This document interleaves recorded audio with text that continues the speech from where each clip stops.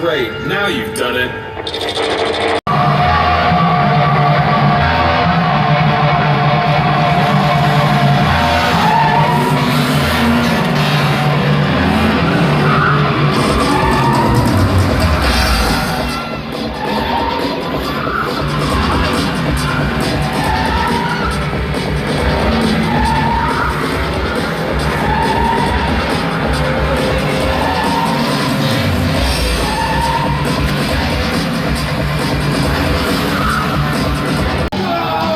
Hey, that's my dad! Up there!